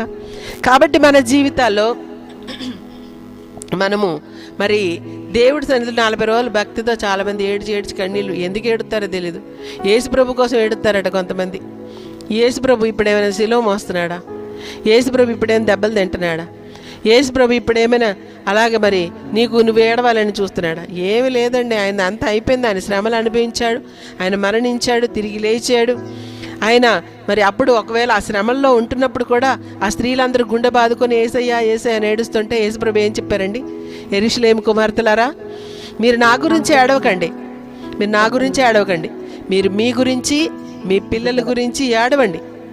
అది మీరు మీ గురించి, మీ పిల్లల గురించి అంత ఏడ్చినా తక్కువే ఉంటుంది. ఇంకా కథ మిగిలే ఉంటుంది. ఈరోజు ఒక విషయం గురించి ఏడ్చారు, రేపు ఇంకొక విషయం తయారవుతుంది, అది ఇంక దాని గురించి ఏడ్చారు, మళ్ళీ తయారవుతుంది. ఏదో ఒకటి మనుషులకి ఈ లోకంలో ఉన్నంత కాలం ఉంటాయండి, లేకుండా ఉండవు. శరీరాలకి అందరికీ కూడా, అందుకే అంటారు కదా, మనుషులకి రాకపోతే మానులకు వస్తాయా శ్రమలు అని సామెత ఉంది కదా. మనిషికి వస్తుందట శ్రమ, మానుకు రావు. మానంటే ఏంటి? చెట్టు యొక్క మొద్దు. కాబట్టి మన జీవితాల్లో మరి మనం నిజంగా ఈ యొక్క లోకంలో ఉన్నంతకాలం శ్రమలే ఉంటాయి. అందుకే యేసయ్య చెప్పారు, నీ గురించి నీ పిల్లల గురించి ఏడు అని చెప్పేసి. నా గురించి ఏడక్కర్లే, నేను ఇష్టపూర్వకంగా సంతోషంగా చేస్తాను ఈ పని. నాకు కలిగిన వేదన చూసి నేను సంతోషిస్తున్నాను. ఇదిగో నేను నా ప్రజల కొరకు నేను చేయాల్సిన కార్యం చేసి ముగించాను. ఇదిగో నేను నా ప్రజల కొరకు శిక్ష భరించాను. నేను నా ప్రజల కొరకు వాళ్ళ పాపాలన్నిటి కొరకు పరిహారం చేశాను, రక్తం కార్చాను. నేను గొర్రె పిల్ల వధించబడ్డాను. అయ్యో నేను దీనికోసమే కదా వచ్చాను, మంచి కార్యం చేశానని దేవుడు విజయోత్సాహంతో లాస్ట్కి, తండ్రి నీ చేతికి నా ఆత్మను అప్పగించుకొంచున్నాను అని గట్టిగా కేక పెట్టింది. ఎందుకంటే అది సంతోషంతో వేసిన కేకే, అది దుఃఖంతో అయ్యో చచ్చిపోతున్నానని కాదు. యేసుప్రభుకి ఏం చావంటే భయం లేదు. ఎందుకంటే ఆయన వెళ్ళి మళ్ళీ తిరిగి సజీవంగా వస్తాడు కాబట్టి. ఆయన మరి భయంతో వేసిన కేక కాదండి, అది విజయోత్సాహంతో, అది విజయంతో వేసినటువంటి కేక. అది ఒక సిక్సర్ కొట్టినప్పుడు అరుస్తారు చూడండి, మా ఇంటి వరకు వినిపిస్తుంది ఆ స్టేడియంలోంచి కేకలు. అట్లా ఒక సిక్సర్ కొడితేనే నవ్వేస్తే మరి అరిసిస్తే, యేసు ప్రభు మరి ప్రపంచంలో ఎంతమంది పుట్టారో ఎంతమంది పుట్టబోతున్నారు అందరి యొక్క పాపాలు ఆయన మీద వేసుకొని ఆ కల్వరి శిలువలో అవన్నీ కూడా మరి నాశనం చేసి సాతాను తల చిదగొట్టి మరణాన్ని గెలిచి తిరిగి లేస్తానని తెలిసిన ఆ యేసు ప్రభు శిక్షనంతటిని భరించినప్పుడు ఆయన చాలా చక్కగా అందుకే విజయంతో ఆ యొక్క ఉత్సాహంతో కేక వేశారండి, తండ్రి నీ చేతికి నా ఆత్మను అప్పగిస్తానికి చూసుకో. దేవుడికి స్తోత్రం కలుగునుగా. కాబట్టి మన జీవితాల్లో మరి మన గురి ఏంటి, మన గమ్యము ఏంటి? మన గురి అంతేనే, ఏదో ఒక బిస్కెట్ ఇచ్చాడు చాలు వెళ్ళిపోదాం, అంతేనా? కాబట్టి మనం అది కాదండి. మన యొక్క గురి చాలా అమూల్యమైన ముత్యము, ఆ యొక్క పరలోక ముత్యముతో పోల్చబడింది. పరలోకం మరి చాలా అమూల్యమైన పట్టణం. అది అక్కడ సదాకాలం మనం ఉండడానికి ఏర్పరచబడ్డాం. మనకే అది ఆ పట్టణం. దేనికోసం కట్టాడు యేసయ్య ఆ పట్టణం? మనం ఉండడానికే. ఎంత అద్భుతమైన దేవుడు చూడండి. హల్లెలూయా. అలాగే చూడండి, కీర్తనలు 1:1 ఏముంటుంది? దుష్టుల ఆలోచన చొప్పున నడువక, పాపుల మార్గమున నిలవక, అపహాసకులు కూర్చుండు చోటను కూర్చుండక. అంటే ఏముంది? ఇప్పుడు దుష్టుల ఆలోచన చొప్పున నడవకుండా ఉండాలి, పాపుల మార్గమును నిలవకుండా ఉండాలి, అపహాసకులు కూర్చుండే చోట కూర్చోకుండా ఉండాలి. కానీ మరి అలా చేస్తున్నారు. నిజంగా అలా ఉండకూడదు అంటే ఏం చేయాలట? దివారాత్రములు యెహోవా ధర్మశాస్త్రమునందు ఆనందించుచు దాన్ని ధ్యానించాలని ఉంది. అయితే ధన్యుడు అని. అయితే ఇప్పుడు దేవుడి సన్నిధిలో ఈ భక్తులు చేస్తున్నది కూడా అదే. అబ్రహాము కావచ్చు, ఇస్సాకు కావచ్చు, యాకోబు కావచ్చు, యోసేపు కావచ్చు, మరి హనోకు కావచ్చు, నోవా కావచ్చు, అలాగే దావీదు కావచ్చు, ఇంకెంతమంది భక్తులు అయితే ఉన్నారో వీళ్ళందరూ చేస్తున్న పని అదే. ఆ దుష్టుల ఆలోచన చెప్పని నడవట్లేదు, పాపుల మార్గాలు అసలు నిలబడట్లేదు, మరి అపహాసకులు కూర్చొని జోకులు వేసుకుని ఆ గుంపులో కూర్చోవట్లేదు, ఆ టీవీలో వచ్చే జోకులు చూసుకొని నవ్వుకొని కూర్చోవట్లేదు, లేకపోతే ఫోన్లో చూసుకొని జోకులు వేసుకునేటటువంటివన్నీ చూసి నవ్వట్లేదు, కానీ దేవుడు సన్నిధిలో ఇంకనూ నిలిచి ఉంటున్నారు. హల్లెలూయా. ఎంత అద్భుతమైన భాగ్యమో చూడండి, దేవుడి సన్నిధిలో నిలుచొని ఉండే భాగ్యం. ఈ భాగ్యం మరి మనం కోరుకుంటున్నామా? నిజంగా అలాగా తహతాలాడుతుందా మన హృదయం దానికోసమే తప్పిస్తుందా? చూడండి, మరి యెహెజ్కేలు 22:30 చదువుదాం. యెహెజ్కేలు గ్రంథం 22:30 చదువుదాం, తీయండి. నేను దేశమును పాడు చేయకుండునట్లు ప్రాకారమును దిట్టపరచుటకును బద్దలైన సందులలో నిలుచుటకును తగిన వాడెవడని నేను ఎంత విచారించినను ఒక్కడైనను కనబడలేదు. చూసారా, ఇక్కడ దేశం నేను పాడు చేయకుండా ఉండేటట్లుగా ప్రాకారములు దిట్టపరిచి మరి బద్దలైన సందుల్లో ఎవరైనా ఒక్కరు నిలబడితే చాలు అని అక్కడ దేవుడు వెతుకుతూ ఉన్నాడట. ఎంత మరి విచారించిన ఒక్కడైనను కనబడలేదు. చూడండి, కాబట్టి మరి నిజంగా ఒక్కడైనను కనబడలేదంటే ఈ లోకంలో అందరూ అంతేనండి. దేవుడి దగ్గరికి వస్తున్నారు, ఏదో ఒక బిసిగడ్డి తీసుకొని వెళ్ళిపోతున్నారు, ఏదో ఒక దీవెని పట్టుకొని వెళ్ళిపోతున్నారు, ఏదో ఒక ఆశీర్వాదం అని వెళ్ళిపోతున్నారు. అంతేగాని దేవుడి కొరకు నిలబడే వాళ్ళు ఒక్కరు కూడా కనబడలేదట. ఇక్కడ ఒక్కరైనా దేవుడి కొరకు నిలబడతాను నాయన, నీ కొరకు నిలబడతాను యేసయ్య, నువ్వు ఎక్కడ నిలబడమంటే అక్కడ నిలబడతా. ప్రాకారం మధ్యలో నిలబడమంటావా? ఓకే. ఇప్పుడు అబ్రహాము ఎక్కడ నిలబడ్డాడు చెప్పండి? సొదొమ గొమొర్రాకి దేవుడికి మధ్యలో నిలబడుతున్నాడు. ఇప్పుడు ముందేమో దేవుడు యేసయ్య నిన్ను వదిలిపెట్టి ఉండలేను నాయనా అని నిలబడ్డాడు. ఇప్పుడు ఆ సమాచారం ఎప్పుడైతే తెలిసిందో, అయ్యో ఇప్పుడు ఎట్లా, లోతు కుటుంబం అక్కడ ఉన్నారు కదా, అమ్మో మ్యూట్ పెట్టండి ప్లీజ్. ఇప్పుడు లోతు కుటుంబం వారు అక్కడ ఉన్నారు కదా, ఇప్పుడు నేనేం చేయాలి అని వెంటనే అలర్ట్ అయిపోయాడు అబ్రహాం. వెంటనే సొదొమ గొమొర్రా పట్టణాలకి దేవుడికి మధ్యలో నిలబడుతున్నాడు. ఎంత చక్కని ప్రార్థన చేశాడు. 23 మొదలుకొని 18వ అధ్యాయం 23 మొదలుకొని 33 వరకు కూడా ఎంత చక్కని బేరం ఆడుతున్నాడండి. అది దుమ్ముని ధూళిని అని చెప్పి తగ్గించుకుంటున్నట్టుగా కనిపెడుతున్నాడు, కానీ అడుగుతున్నాడు గట్టిగానే. దేవుడికి ఎలా అడుగుతున్నాడు? మరి 50 మంది ఉంటే నాశనం చేయకుండా ఉంటావా? మరి సరే పోలే 50 మంది ఉంటాయి, నాశనం చేయను అంటున్నాడు దేవుడు. మరి దుమ్ముని ధూళిని మరొక్కసారి మాట్లాడితే ఒకవేళ మళ్ళీ అనుమానం వచ్చేస్తుంది నాకు. ఏంటంటే ప్రభా మరి 45 ఉంటారేమో, 5 మంది తగ్గితే ఒకవేళ సరే 5 మంది తగ్గినా కూడా పోలే నేను నాశనం చేయను అన్నాడు దేవుడు.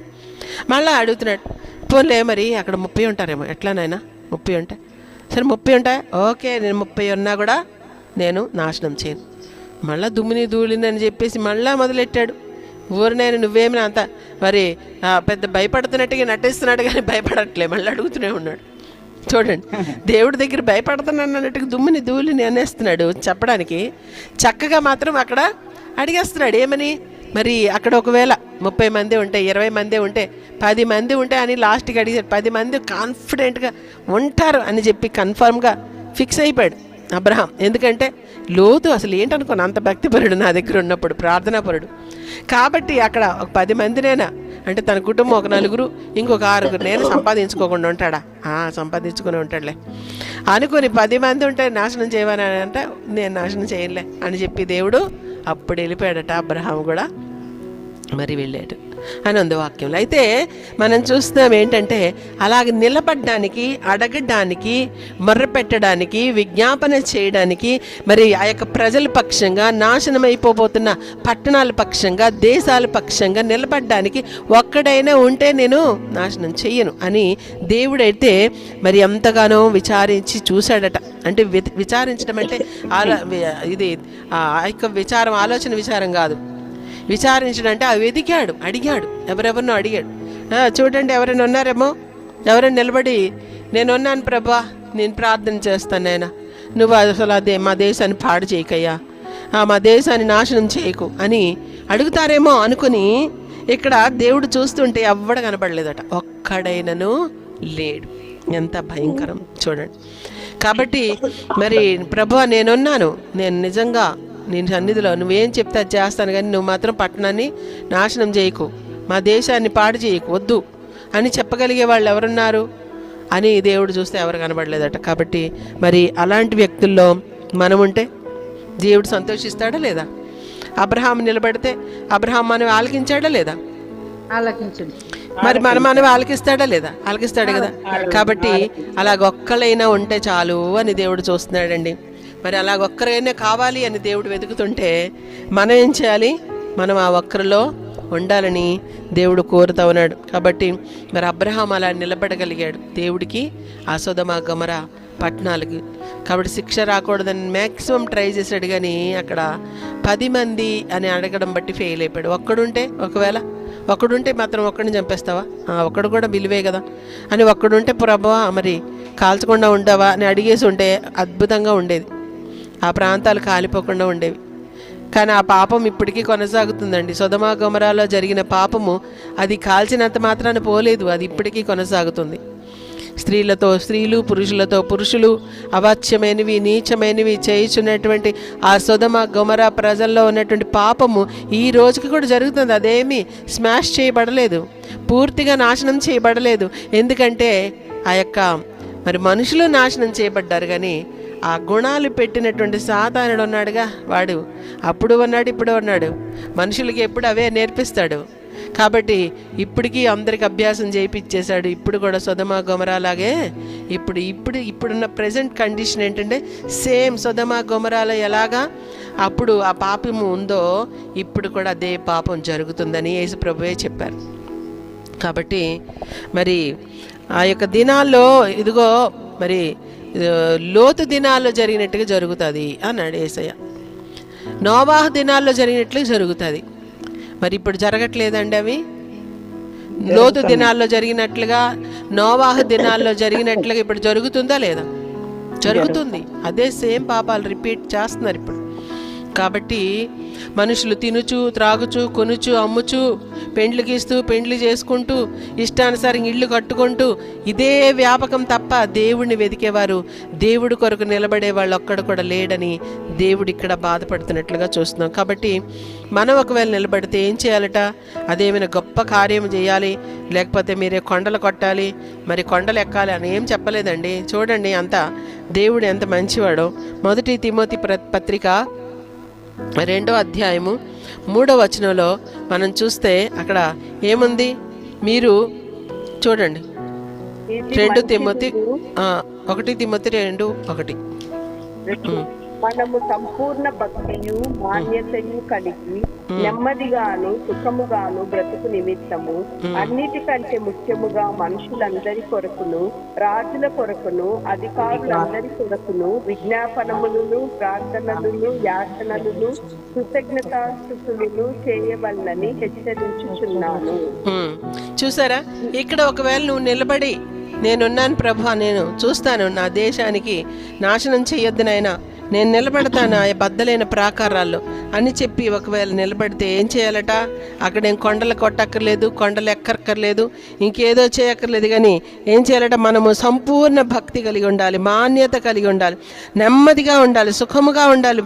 అలా బ్రతకాలి అంటే గనక అన్నిటికంటే ముఖ్యముగా మనుషులందరి కొరకు, రాజుల కొరకు, అధికారుల కొరకు విజ్ఞాపనలను ప్రార్థనలను మరి చేయాలి, యాచనలు కృతజ్ఞతాస్తుతులు చెప్పాలని చెప్పి దేవుడు వాక్యంలో మనం చూస్తున్నామండి. కాబట్టి మరి ఇదేమైనా అంత కష్టమైన పని అంటారా? ఇదేమైనా చాలా భయంకరమైన పని అయితే ఈజీ పని అని ఎట్టపడితే అట్లా ఆషామాషిగా చేయడానికి కూడా లేదండి. దేవుడు మన ప్రార్థన వినాలంటే మనం ఎన్ని పద్ధతులు మరి ఎన్ని మరి విధానాలు పాటించాలో అవి పాటించి ఆ విధంగానే జీవించాలి. అప్పుడు మనం అడిగితే ఇదిగో నేనున్నానని దేవుడు వెంటనే ఆన్సర్ ఇస్తాడు. ఫర్ ఎగ్జాంపుల్ నెహెమ్యా పాడైన గోడలు బాగు చేయడానికి మరి ముందేం చేశాడండి? ప్రలాపించాడు. అయ్యో నా పితరులు మేమెంతో పాపం చేశాం ప్రభా, నీకు వ్యతిరేకంగా పాపం చేశాం నాయన అని కొన్ని దినాలు ఉపవాసం ఉండి దుఃఖముతో కన్నీరు విడుస్తూ పిచ్చిగా గెడ్డాలు పీక్కొని మరి ఏడ్చాడంటండి. జుట్టు పీక్కొని ఏడ్చాడంట. జుట్టు పీక్కొని గెడ్డం పీక్కొని అలా ఎవరు ఏడుస్తారండి? అంత బాధ ఉంటే ఏడుస్తారు? ఎవరైనా అలా ఏడుస్తారా? ఎప్పుడైనా చూసారా మీరు? అందులో ఉంది వాక్యంలో. నెహెమ్యా అలాగా ప్రలాపించాడంట, ఏడ్చాడంట, దొర్లాడంట. దేవుడి సన్నిధిలో పాపాలు ఒప్పుకొని పశ్చాత్తాపడుతుంది. ఎవరి పాపం? ఆయనది కాదు, పితరుల పాపము, పితరులు చేసిన దోషములు, వారు చేసినటువంటి ప్రతి విధమైన అతిక్రమాలన్నీ కూడా మరి భయంకరంగా పశ్చాత్తాపడి ప్రార్థన చేసి ఏడుస్తూ జుట్టు పీక్కొని ఏడుస్తున్నాడంట. ప్రభువా క్షమించిన ఆయన, వాళ్ళు చేసిన పని భయంకరమైంది ప్రభా, క్షమించండి అని ప్రలాపిస్తూ ఉన్నాడు. ఆ విధంగా నెహెమ్యా చేసినప్పుడు దేవుడు కృప పొందాడు. రాజే సమస్తాన్ని సమకూర్చి యెరూషలేము యొక్క గోడలు ప్రాకారాలు కట్టడానికి సమస్తమును కూడా ఇచ్చి పంపించినట్లుగా మనం చూస్తాం దేవుడి వాక్యంలో. కాబట్టి మనం నిలబడితే దేవుడు ముందుకి కార్యము జరిగిస్తాడండి. పట్టణాలు రక్షించబడడానికి, నాశనం కాకుండా అవి రక్షణ పొందడానికి మనల్ని దేవుడు వాడుకుంటాడు. అలాగే ఇంకొక మాట కూడా మనం చదువుదాం. చూడండి, హెబ్రీయులకు రాసిన పత్రిక 4వ అధ్యాయము 16వ వచనం మనం చదువుదాం. 4వ అధ్యాయము 16వ వచనం. కనుక మనము కనికరింపబడు, చదవండి ఎవరైనా తీయండి ప్లీజ్ అందరూ కూడా. కనుక మనము కనికరింపబడి సమయోచితమైన సహాయము కొరకు కృప పొందునట్లు ధైర్యముతో కృపాసనమునొద్దకు చేరుదము. ఇప్పుడు ఏంటంటే కనుక మనము కనికరింపబడ్డానికి సమయోచితమైనటువంటి సహాయం కొరకు మరి కృపాసనం దగ్గరికి కృప పొందినట్లుగా ధైర్యంతో మనం వెళ్ళాలంటే, కృపా సింహాసనం దగ్గరికి వెళ్ళాలంటే ముందు అలాగ వెళ్ళడం అలవాటు ఉండాలి కదండి. ఇప్పుడు ఫర్ ఎగ్జాంపుల్ మనం మరి చీఫ్ మినిస్టర్ దగ్గరికి వెళ్ళడం మనకు అలవాటు, చీఫ్ మినిస్టర్ మనకు పరిచయం. ఇప్పుడు ఏ విషయమైనా మనకు చెప్పారు, అయ్యా మరి అమ్మ మాకు ఇది చాలా కష్టం ఉంది, ఏదో ఒకటి చేయండి అంటే, మీకు ఎందుకు, నేనున్నాను కదా వెళ్తాను, నాకు చీఫ్ మినిస్టర్ తెలుసు, ఆయన దగ్గరికి వెళ్తే ధైర్యంగా వెళ్ళి నేను అన్ని పనులు చేసుకుని వస్తాను, ఏం కాదులే అని చెప్పగలుగుతారు, అవునా కదా. ఇప్పుడు అబ్రహాం ఉన్నాడు, అబ్రహాంతో దేవుడు అంత ఫ్రెండ్షిప్ చేస్తున్నాడు, దేవుడికి చాలా క్లోజ్గా స్నేహితుడిగా ఉన్నాడు. కాబట్టి ఇప్పుడు అబ్రహాము ఏం చేస్తున్నాడు, ఆ పట్టణాన్ని నువ్వు నాశనం చేయకుండా ఉందువుగాక, నువ్వు చేయకూడదు, నాశనం ఎలా చేస్తావు నాయన అని అడుగుతున్నాడు. లాస్ట్కి 10 మంది వరకు బేరం అయితే ఆడేసినాడు. ఒక్కరు కూడా ఉంటే నాశనం చేయకుండా ఉంటావా అంటే బాగుంటుంది, కానీ ఇక 10 మంది ఉంటారని కన్ఫర్మ్ అయిపోయాడు కాబట్టి వదిలేసాడు. అయితే అలా దేవుడి దగ్గరికి వెళ్ళి అడగడానికి అర్హత ఉండాలి కదండి. ఇప్పుడు ప్రాకారాల్లో నిలబడమంటాడు కాబట్టి నేను నిలబడిపోతానని ప్రతి పాపిస్తుడు నిలబడడానికి ఉండదు. అర్హత లేనివాడు, దేవుడితో పరిచయం లేనివాడు, దేవుడి దగ్గరికి వెళ్ళలేనివాడు, అలవాటు లేనివాడు చేయడం కుదరదు. అది అలవాటు అయిపోయి ఉండాలి, అంత పరిచయం ఉండాలి, అంత సన్నిహితం ఉండాలి, అంత సంబంధం దేవుడితో మరి ఇంటిమేసి కలిగి ఉండాలి, అప్పుడే కదా వెళ్ళగలుగుతాడు. ఇప్పుడు అబ్రహాం వెళ్ళాడు చక్కగా, ఆ విధంగానే మనం వెళ్ళగలమా? మరి నిజంగా వెళ్ళగలమా? చూడండి, మరి అలా వెళ్ళగలిగే పరిస్థితి ఉంటే కనుక ఇంకా చాలా గ్రేట్. కాబట్టి మనం దేవుడి సన్నిధిలో చూస్తున్నాం. మరి ఇప్పుడు మనం ఎంతో ధైర్యంగా ఆయన కృపాసనం దగ్గరికి వెళ్ళి మనం సమయోచితమైనటువంటి సహాయం పొందాలంటే ఏం చేయాలి? ముందు నుంచే అలవాటు ఉండాలి. కాబట్టి మనకు అటువంటి కృప కావాలి, అవసరం. ఊరికి నేను కూడా చేస్తా రాదనంటే కుదరదండి, ఎవరు పెడితే వాళ్ళు చేసేది కాదు. కాబట్టి మరి మనమందరం కనికరించబడాలి, సమయోచితమైన సహాయం పొందుకోవాలి, కృప పొందుకోవాలి, ధైర్యంతో ఆయన దగ్గరికి వెళ్ళగలగాలి. ఎప్పుడు ధైర్యం వస్తుంది నీకు? ఆయన పరిచయం ఉంటాను, లేనప్పుడు అసలు వెళ్ళగలుగుతాం, గేట్ వరకు కూడా వెళ్ళలేం. చీఫ్ మినిస్టర్ గేట్ వరకు వెళ్ళగలం మనం, చాలా డేంజర్. కాబట్టి ఆ విధమైన పరిచయం మనకు ఉంటేనే. అలాగే ఇంకొక మాట కూడా మనం చదువుదాం, చూడండి. యాకోబు పత్రిక 2వ అధ్యాయము 23వ వచనం చూడండి. యాకోబు పత్రిక 2:23. అబ్రహాము దేవుని నమ్మెను, అది అతనికి నీతిగా ఎంచబడెను అను లేఖనము నెరవేర్చబడెను, మరియు దేవుని స్నేహితుడని అతనికి పేరు కలిగెను. మనుష్యుడు విశ్వాసం మూలమున మాత్రము కాక క్రియల మూలమునను నీతిమంతుడని ఎంచబడును అని మీరు దీని వలన గ్రహించితిరి. అటువలనే రాహాబు అనే వేశ్య కూడా ఈ విధంగా తను అంటే క్రియల గురించి మాట్లాడుతున్నాడు. హలో, మ్యూట్లో పెట్టండి ఎవరో కానీ ప్లీజ్. ఇక్కడ మనం చూస్తున్నాము, ఏమైందమ్మా? ఎవరో పిల్లలు. సరే, ఇప్పుడు మనం చూస్తాం ఏంటంటే అబ్రహాము ఊరికినే మరి దేవుడిని నమ్మాడు, ఆయన దేవుడికి స్నేహితుడు అయిపోయాడు, నీతిమంతుడు అయిపోయాడు, అంతేనా? కాదు కదా. ఆయన క్రియలు చూడండి ఏం చేశాడో. ఆయన ఏం క్రియలు చేశాడు? ఆయనకి ఊరికనే వెళ్ళి ఊరికనే దేవుడితో సహవాసం చేయడం అదొకటి కాదు.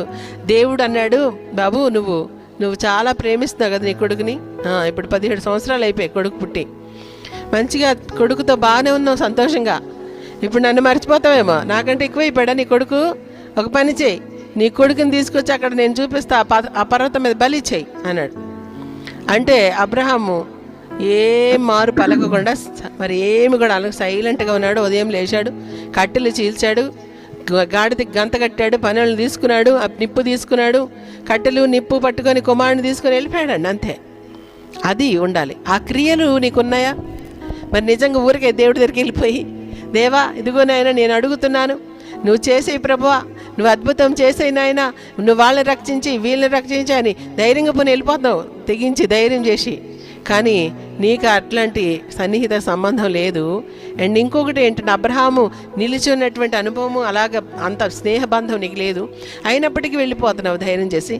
అలాగే మరి ఇక్కడ క్రియలు కూడా లేవు కాబట్టి ఆయన మరి నిజంగా మన క్రియలు చూసి సరేలే నువ్వు అంత చేసావు కాబట్టి నువ్వు ఇది అడిగితే నేను చేయకుండా ఉంటానా అని అంటాడా దేవుడు? మరి ఉందా ఏదైనా క్రియ ఉందండి? ఊరికి నేను మాటలేనా?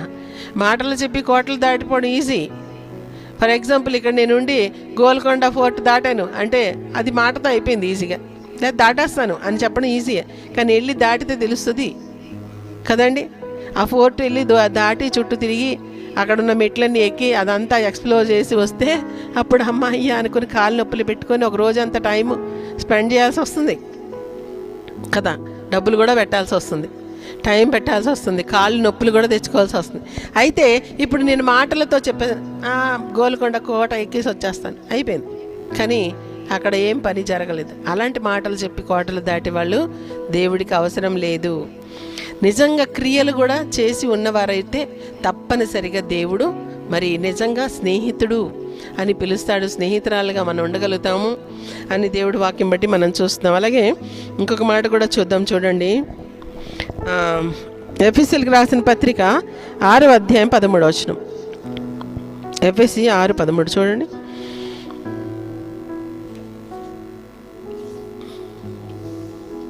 అందుచేతను మీరు అపదినమందు వారిని ఎదిరించుటకును సమస్తము నెరవేర్చిన వారై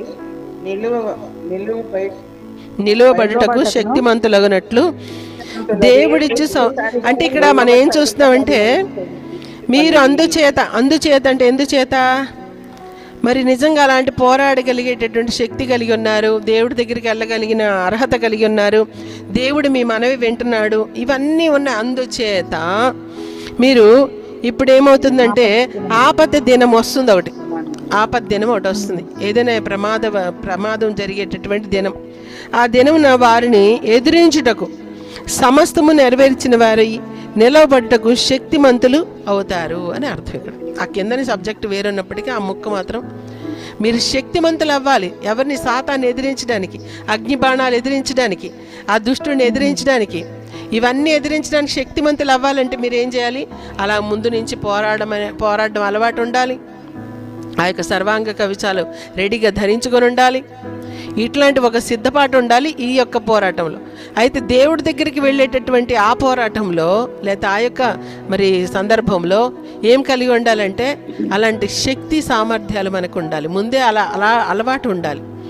దేవుడి సన్నిధిలో నిలబడ్డాడు మరి అబ్రహాము, దేవుడి సన్నిధిలో విజ్ఞాపన చేస్తున్నాడు అబ్రహాము, దేవుడి సన్నిధిలో సాక్రిఫైస్ ఇచ్చాడు అబ్రహాము. ఇస్సాకుని ఇచ్చేయమంటే ఎవడిస్తాడండి? ఏంటి ప్రభు అసలు నువ్వేనా అడిగేది? ఇంత అన్యాయంగా అడుగుతావా? అసలు మా ఆవిడ ఒప్పుకుంటుందా? మా ఆవిడకి నువ్వు ఒప్పించి చూద్దాంలే అప్పుడు సంగతి, ఆమెది పిచ్చిదైపోద్ది, అసలు ఎట్టి పరిస్థితులు ఒప్పుకోదు అని చెప్పి తప్పించుకోవచ్చు అబ్రహాము. కానీ మారు మాట పలకలేదండి. కొడుకుని బలేమంటే ఇచ్చేసినాడు. మనం కనీసం ఏదైనా బిడ్డ ఫలానిది ఇచ్చే అంటే ఇస్తావా? ఏంటి ప్రభా నువ్వేనా అసలు అడుగుతున్నది? సైతాన్ అడుగుతుంది అమ్మలే. ఇది దేవుడు ఎందుకు అడుగుతాడు? మనుషులు అడుగుతారు ఇలాంటివన్నీ, దేవుడు అడగడు, దేవుడు ఇస్తాడు అని నీతి కబుర్లు చెప్పి వెళ్ళిపోతామండి మనం. కానీ అక్కడ అబ్రహాం అలాంటివి చేయలేదు. వెళ్ళి బలిస్తే బలేమని తీసుకున్నాడు ఆ దేవుడు ఎవరిది ఏమీ తీసుకోడు, ఎవరికి రుణస్తుడు కాడు అని. ఆయన ఎవరి రుణం ఉంచుకోడండి. దేవుడికి మనం ఏది ఇస్తామన్నా దానికి 1000 రెట్లు 100 రెట్లు ఇచ్చేస్తాడు, కానీ ఎవరి రుణం ఆయన ఉంచుకోడు. దేవుడికి స్తోత్రం కలుగును గాక. కాబట్టి మనం చూస్తూ ఉన్నాం ఇక్కడ ఈ యొక్క మరి వాక్యంలో మరి అలాంటి శక్తి మనకుందా? అలాంటి సామర్థ్యం మనకి ఉందా? నిజంగా ఎదిరించగలిగిన శక్తి, దురాత్మల్ని జయించగలిగిన శక్తి, దేవుడి శక్తిని పొందుకొని దానితో మనం దురాత్మల్ని ఎదిరించగలగాలి. అలాగే మరి లాస్ట్గా ఒక మాట చదివి మనం ముగించేసుకుందాం. కీర్తనలు 24వ కీర్తన 3-4 వచనాలు మనం చదివి ముగించేసుకుందాం. 24వ కీర్తన 3-4 వచనాలు. నీ కొరకు కనిపెట్టు వారిలో ఎవడనో సిగ్గునందడు, హేతు లేకుండానే ద్రోహము చేయువారు సిగ్గునందుదురు. అది నీ కొరకు కనిపెట్టుకొని వారెవ్వరు కూడా సిగ్గే పొందరు. సిగ్గుపడతారండి దేవుడి కొరకు కనిపెట్టుకునేవారు. చాలామంది అనుకుంటున్నారు దేవుడి సన్నిధిలో కనిపెట్టుకొని ఉంటే మనకు పనులు అవ్వవు, మనం ప్రార్థనే చేసుకుంటే ఎట్లాగా, వేరే పనులు కూడా చేసుకోవాలి. మరి అన్ని పనులు ఉంటాయి కదండి, వాటికి కూడా మరి అలాగంటే పనులను వదిలేసి ఇక్కడ చక్క భజన చేసుకొని ఊరగా ప్రేయర్ అనుకుంటుంటే ఎట్లా అవుతుంది? చేయాలి అని చెప్పి చెప్తూ ఉంటారు. కానీ దేవుడి వాక్యం అయితే ఏం తెలియజేస్తుందంటే దేవుని కొరకు కనిపెట్టుకునే వారిలో ఎవ్వరు కూడా సిగ్గు పొందరు అని దేవుడు వాక్యంలో మనము చూస్తూ ఉన్నాం. హల్లెలూయా, హల్లెలూయా. దేవుడికే మహిమ కలుగును గాక. కాబట్టి మన జీవితాల్లో మరి నిజంగా దేవుడు మరి అద్భుతమైనటువంటి ఆశ్చర్య కార్యాలు మరి జరిగించే దేవుడు. మరి నిజంగా ఆయన మన పట్ల ఎంతగానో కృపను విస్తరింపజేస్తూ ఉన్నాడు. అటువంటి కృప పరిశుద్ధాత్మ దేవుడు మనకు దయచేయనుగాక. ఆయన సన్నిధిలో మనము మరి నిజంగా అబ్రహాము నిలిచినట్లుగా ఈ 40 days, ఒక రోజు 2 రోజులు అయిపోగానే ఇంక భక్తి చాలామందికి చల్లారైపోద్ది. ఇంకా అంతే సంగతి. ఇంకేముందిలే 2 రోజులు చేసాం చాలు, 3 రోజులు భక్తి, కొంతమందికి 7 రోజులు భక్తి, కొంతమందికి 10 రోజుల భక్తి, కొంతమందికి ఇంకా ఏవో రకరకాల డేట్స్ పెట్టుకుంటున్నారు. ఆ భక్తులన్నీ ఉన్నాయి. కానీ అవి కాదు, మనము సంపూర్ణమైనటువంటి మరి మన జీవితకాలం అంతా సదాకాలం మరి గురి నిలిపేటటువంటి అలాంటి మరి ఆయన సన్నిధిలో నిలబడే భక్తి మనం చేయాలని, ఆయన కొరకు కనిపెట్టుకొని ఉండాలని, ఆయన ఎందే గురి నిలపాలని మనం దేవుడు మనతో మాట్లాడి ఉన్నారు. కాబట్టి అటువంటి కృపా పరిశుద్ధాత్మ దేవుడు వినిన మనందరికీ దయచేయనుగాక. ప్రార్థన చేసుకుందాం. ఇదిగో ప్రభా తండ్రి, అయ్యా మేమందరూ కలిసి నీ సన్నిధిలో ఇంకా నీకు దగ్గరగా వచ్చి నీ దగ్గరగా జీవించినట్లుగా కృప దయచేయండి. అలాగే ప్రభా నీ సన్నిధిలో నైనా ప్రభా ఇంకా నైనా ఆనందించినట్లుగా, ఇంకా నేను ఎరుగునట్లుగా, అయ్యా మేము ఎరుగబడినట్లుగా నీ కృపను అనుగ్రహించి నడిపించమని ఈ 40 రోజులు కూడా ప్రభా ఎక్కడ కూడా ఎడతెగకుండా ఉపవాసాలు ఉంటూ ప్రార్థన చేస్తూ వాక్యం ధ్యానిస్తూ ప్రార్థన మంట మండించండి, ఆత్మీయ జీవితాలు మండించండి, హృదయాలు మండించండి ప్రభా. నీ కృపను అనుగ్రహించి సర్వమహిమ ఘనత ప్రభావం పొందుకొనమని నీ కొద్ది విన్నపాలన శ్రేడిని యేసుక్రీస్తు నామములో ప్రార్థించి స్తుతించి వేడుకొని పొంది ఉన్నాం తండ్రి. ఆమేన్, ఆమేన్. హల్లెలూయా, గ్లోరీ టు జీసస్. హల్లెలూయా.